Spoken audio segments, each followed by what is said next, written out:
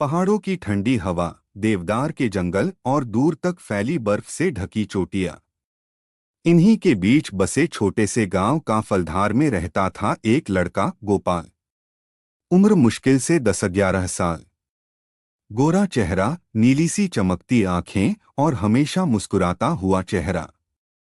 गांव के लोग उसे प्यार से गोपू बुलाते थे। गोपाल का परिवार बहुत गरीब था। पिता लकड़ी काटने का काम करते थे और माँ दूसरों के खेतों में मजदूरी करती थीं। घर में छोटी बहन राधा और बड़ा भाई महेश भी था। महेश शहर जाकर नौकरी करना चाहता था ताकि घर की हालत सुधर सके। एक दिन महेश बोला, अम्मा, अब गांव में कुछ नहीं रखा। मैं दिल्ली जाऊंगा। वहां होटल में काम करूंगा। माँ की आंखें भर आईं। बेटा, शहर बहुत बड़ा होता है। वहां अपने लोग नहीं होते। महेश मुस्कुराया, मैं जल्दी पैसे कमाकर लौटूंगा अम्मा। कुछ महीनों बाद महेश शहर चला गया। शुरू शुरू में उसके खत आते रहे, फिर धीरे धीरे खत कम हो गए। घर की हालत और खराब होने लगी। उधर गोपाल भी बड़ा हो रहा था। पिता की तबीयत बिगड़ने लगी। आखिर एक दिन मजबूरी में गोपाल को भी शहर जाना पड़ा। शहर की पहली रात दिल्ली की चमचमाती सड़कें देखकर गोपाल डर गया। इतनी भीड़ उसने कभी नहीं देखी थी। हर कोई भाग रहा था। कोई किसी से बात नहीं करता था। कई दिनों तक काम ढूंढने के बाद उसे एक छोटे से होटल में नौकरी मिल गई। होटल का नाम था शिव भोजनालय। मालिक था कठोर स्वभाव का आदमी रघुवीर सिंह। सुन लड़के, उसने कहा, यहाँ काम करना है तो तेजी से काम करना सीख। गलती हुई तो खाना नहीं मिलेगा। गोपाल ने सिर झुका दिया।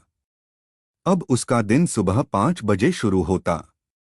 मेज साफ करना, बर्तन उठाना, ग्राहकों को पानी देना, चाय पहुंचाना, यही उसका जीवन बन गया। लेकिन उसके चेहरे की मासूम मुस्कान अब भी नहीं गई थी। एक अनजान अपनापन। एक शाम होटल में एक आदमी आया। उम्र लगभग 30 साल। साफ सुथरे कपड़े, आंखों में गंभीरता और चेहरे पर थकान। उसका नाम था अभिषेक बाबू। वह अक्सर अकेले होटल में आकर बैठता, चाय पीता और देर तक सोचता रहता। उस दिन गोपाल पानी रखने आया तो अभिषेक ने पूछा, तुम्हारा नाम क्या है? गोपाल, साहब। कहाँ के रहने वाले हो? उत्तराखंड, काफलधार गांव। अभिषेक अचानक चौंक गया। अरे, मैं भी उसी जिले का हूं। गोपाल की आंखें चमक उठीं। सच साहब? हाँ, तुम्हारे गांव के पास ही मेरा गांव है। बस वही पल था जब दोनों के बीच दूरी खत्म हो गई। गोपाल के चेहरे पर जैसे बरसों बाद खुशी लौटी हो। दाजू, पहाड़ों में बड़े भाई को दाजू कहा जाता है। अगले दिन जैसे ही अभिषेक होटल में आया, गोपाल दौड़कर बोला, दाजू, आज बहुत ठंड है। अभिषेक मुस्कुरा पड़ा, हाँ रे गोपाल, अब हर दिन यही होने लगा। दाजू, चाय लाऊं? दाजू, खाना खा लीजिए। दाजू, आज आप उदास लग रहे हो। अभिषेक को भी शहर की भीड़ में एक अपनापन मिल गया था। उसे लगता जैसे छोटा भाई साथ बैठा हो। धीरे धीरे उसका अकेलापन दूर होने लगा।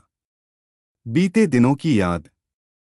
एक रात अभिषेक देर तक होटल में बैठा रहा। गोपाल बोला, दाजू, आप घर क्यों नहीं जाते?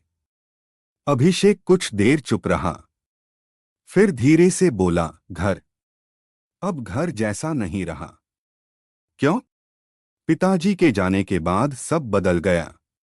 नौकरी के लिए शहर आ गया, फिर यहीं रह गया। गोपाल भी उदास हो गया। मुझे भी अम्मा बहुत याद आती है। दोनों देर तक चुप बैठे रहे।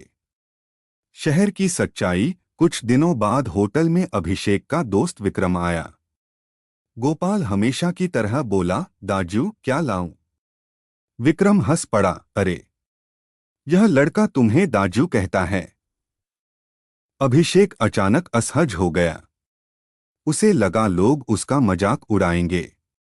उसने गुस्से में कहा, गोपाल, कितनी बार कहा है मुझे दाजू मत कहा करो। मैं तुम्हारा भाई नहीं हूं। काम करो चुपचाप। पूरा होटल शांत हो गया। गोपाल की आंखें भर आईं। वह कुछ बोले बिना अंदर चला गया। उस रात उसने खाना भी नहीं खाया। टूटता भरोसा। गोपाल सारी रात रोता रहा। उसे लगा जैसे किसी अपने ने उसे ठुकरा दिया हो। वह सोचता रहा, मैंने तो उन्हें अपना बड़ा भाई माना था। अगले दिन उसने अभिषेक से दूरी बना ली। अब वह दाजू नहीं कहता। सिर्फ साहब चाय, साहब पानी। उसकी आवाज में अब पहले जैसी गर्माहट नहीं थी। अभिषेक की बेचैनी। उधर अभिषेक भी परेशान रहने लगा। उसे एहसास हुआ कि उसने बहुत बड़ी गलती कर दी। जिस अपनापन की वजह से उसका अकेलापन दूर हुआ था, उसी रिश्ते को उसने खुद तोड़ दिया। एक दिन उसने देखा गोपाल होटल के पीछे बैठा चुपचाप अपनी माँ का पुराना पत्र पढ़ रहा था। अभिषेक का दिल भर आया। वह उसके पास गया। गोपाल। गोपाल खड़ा हो गया। जी साहब, मुझसे नाराज हो? नहीं साहब। फिर पहले जैसे बात क्यों नहीं करते? गोपाल की आंखें नम हो गईं। क्योंकि मैं भूल गया था कि शहर में रिश्ते नहीं होते साहब। ये शब्द सीधे अभिषेक के दिल में उतर गए। माफी। अभिषेक ने धीरे से उसका कंधा पकड़ा। माफ कर दे गोपाल। उस दिन मुझे नहीं कहना चाहिए था। गोपाल चुप रहा। अभिषेक बोला, अगर तू मुझे फिर से दाजू कहेगा तो शायद मुझे लगेगा कि मैं अभी भी इंसान हूं। गोपाल की आंखों से आंसू बह निकले। धीरे से बोला, दाजू। अभिषेक ने उसे गले लगा लिया। नया रिश्ता। अब दोनों का रिश्ता और गहरा हो गया। अभिषेक छुट्टी के दिन गोपाल को शहर घुमाने ले जाता। कभी पार्क, कभी मंदिर, कभी किताबों की दुकान। वह उसे पढ़ना भी सिखाने लगा। तू हमेशा होटल में काम नहीं करेगा, अभिषेक कहता। पढ़ेगा, आगे बढ़ेगा। गोपाल मुस्कुराता, और आप? मैं? आप हमेशा मेरे दाजू रहोगे। गांव की वापसी। कुछ साल बीत गए। गोपाल अब पढ़ लिख गया था। उसने होटल की नौकरी छोड़ दी और एक छोटी चाय की दुकान खोल ली। दुकान का नाम था दाजू टी स्टॉल। एक दिन अभिषेक वहां पहुंचा। बोर्ड देखकर उसकी आंखें भर आईं।